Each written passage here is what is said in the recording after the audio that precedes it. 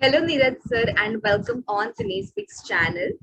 पहले तो मैं आपका तहे दिल से स्वागत करना चाहती हूँ हमारे चैनल में, बिकॉज आप ही है जिसने आप एक ऐसे कलाकार है जिन्होंने अपने लेखन से हमारे यंगस्टर्स का जो बचपन है वो काफी यादगार और काफी एंटरटेनिंग बनाया है। और अभी के जो बच्चे हैं उनका भी उनको भी आप काफी एंटरटेन कर रहे हो अपने लेखन से। तो आपको कितना मजा आता है छोटे बच्चों के लिए, और साथ ही में यंगस्टर्स भी देखते हैं आपके शोज, तो कितना मजा आता है आपको ये सारे जो स्क्रिप्ट है उसको लिखने में। Thank you very much Sheetal ji for calling me here. मुझे बहुत मजा आता है बच्चों के सीरियल लिखने। मैंने बड़ों के सीरियल भी बहुत लिखे हैं जी। And I used to write for Indonesia Jakarta. वहाँ मेरे सारे सास वो टाइप के सीरियल लिखे मैंने। यहाँ पे भी दो चार लिखे हैं, लेकिन बच्चों के सीरियल जब से लिखने शुरू किया मैंने, जैसे शाकालाका बूम बूम, हाँ शरारत, सोनपत, तो उसमें इतना मजा आया कि फिर मैंने बड़ों के सीरियल लिखने का सोचा ही नहीं, because I really enjoy writing दो serials. I think like a kid, I enjoy like a kid my own writing.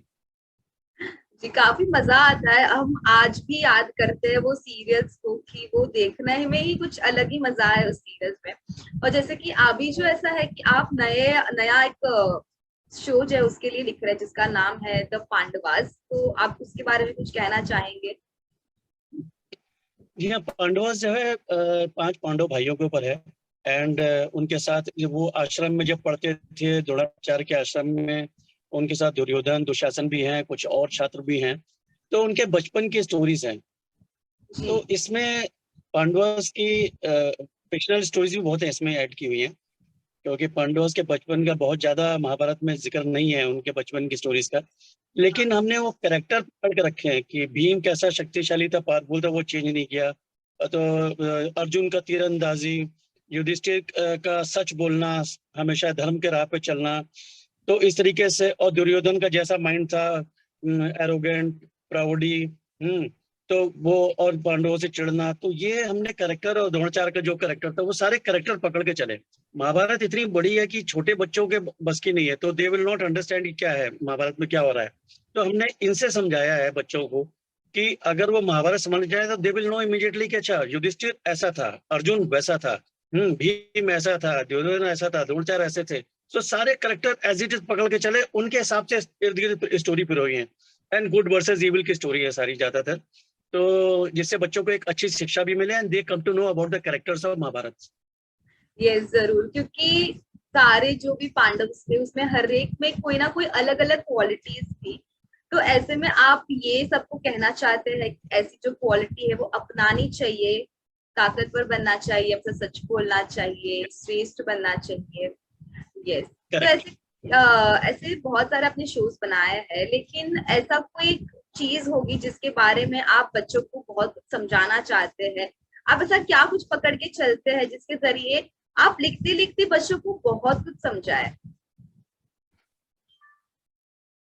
मैं एक्चुअली सबसे पहले पकड़ के जाता हूँ इंटरटेनमेंट, कि मैं जो भी लिख रहा हूँ बच्चों को उसमें मजा आना चाहिए। क्योंकि बच्चों को अगर सीधा प्रीचिंग करने लगो तो बच्चे देखेंगे नहीं, दे गेट बोर्ड। स्कूल में भी पढ़ाई जी। होती है, घर में भी हाँ। कुछ ना कुछ सिखाते रहते हैं। अब वो एंटरटेनमेंट के लिए बैठे, वहां पे भी हम सिखा रहे हैं, तो they will not like it. तो पहला मेरा मेन फोकस इंटरटेनमेंट रहता है कि बच्चे इंजॉय करें जो मैं कर रहा हूँ, भले पांडवस की स्टोरी हो, चाहे मोटू पतलू हो, चाहे मैंने शिवा, रुद्रा, सोनपरी, शरारत जो भी लिखे हैं। तो इंटरटेनमेंट पहले, तो बच्चों को हंसना चाहिए, देख के मजा आना चाहिए।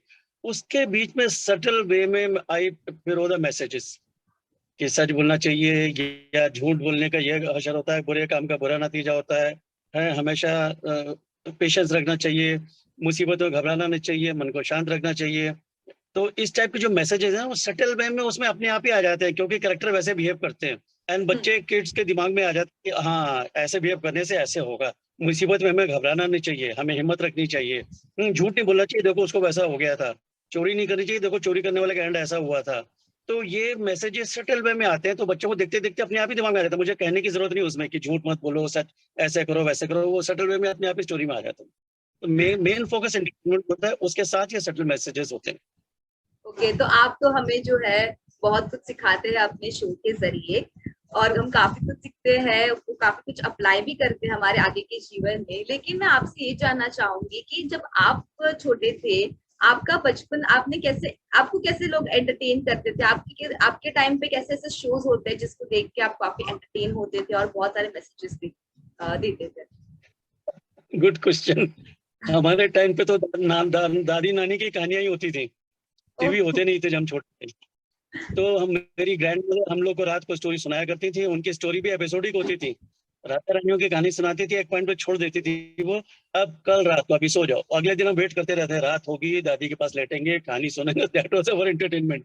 फिर वो चंदा मामा आती थी, जी इस टाइप की कॉमिक्स आती थी जिसको हम पढ़ते थे और उनसे भी स्टोरी सीखते थे। तो हमारा सोर्स ऑफ एंटरटेनमेंट वही था, वो चंदा मामा टाइप का कॉमिक। हम थोड़े बड़े हो गए थे तो लोटपोट भी आने लगी थी, जिससे मोटू पतलू कैरेक्टर लिफ्ट कर हमने उनसे राइट्स लेके बनाए हैं केतन मेहता जी ने।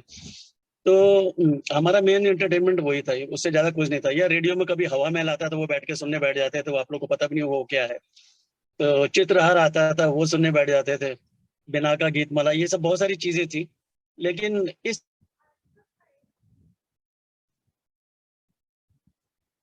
टाइप का एंटरटेनमेंट जी जरूर। और दादी माँ की जो कहानियां जो होती थी वो काफी फेमस होती थी उस टाइम पे, और इस बार भी बहुत ही कम समय मिलता है हमें दादी के साथ ऐसे भी टाइम स्पेंड करके उनकी कहानियां सुने कि उनके टाइम पे क्या कुछ था। वो काफी मजा आता है उनकी कहानी सुनने में। लेकिन अभी जो है आप राइटर बन चुके हैं, लेकिन उसके पहले आप क्या कुछ करते थे? जैसे कि आपने एक्टिंग भी की है और आप प्रोड्यूसर डायरेक्टर भी बन चुके हो, लेकिन राइटिंग ही आपने इतना स्पेसिफिकली क्यों चुना? मैं एक्चुअली राइटिंग मेरा बहुत शौक था। मैं स्कूल कॉलेज में भी प्लेज लिखता था। ओके। फिर आई ज्वाइन आर्मी। सो मैं आर्मी में था कई साल, एज ए कैप्टन मैंने आर्मी छोड़ी। एंड आर्मी में भी मैं एक्सरसाइज में बॉर्डर वॉर्डर में रेगिस्तान में बैठा होता तो मैं कुछ लिखते ही रहता था, स्टोरी प्लॉट फिल्म की कहानियां। ऐसा मेरा एक रजिस्टर है जो आज तक मेरे पास रखा हुआ है। सो आर्मी छोड़ने के बाद फिर मैंने इमीडिएटली मैंने सोचा अभी मुझे बॉलीवुड ही आना है, यहाँ पे ही काम करना है। सो वो शौक पैशन शुरू से था। स्कूल में भी हम दो तीन दोस्त थे जो कि खाली पीरियड में पीछे बैठ के हम लोग स्टोरी बनाया करते थे, फिल्में बनाया करते थे, और हम लोग का ये कार्यक्रम चलता रहता था। So it was my hobby and passion since childhood. So that's why I came after leaving army, such a lovely job of army. I came back to Bombay. I said, "Yeah, let me do what I want to do." Okay, so अच्छा हुआ आपने writing चुना और हमें इतनी सारी जो कहानियां सुनने मिल रही है और देखने मिल रही है। तो अभी जो है द पांडवास कब आने वाला है टीवी पे? Pandwa is already on air. Okay. अभी एक महीने उसको आते हुए it's on air in Pogo channel में। ओके, तो काफी अभी इंजॉय करते होंगे काफी सारे चिल्ड्रन।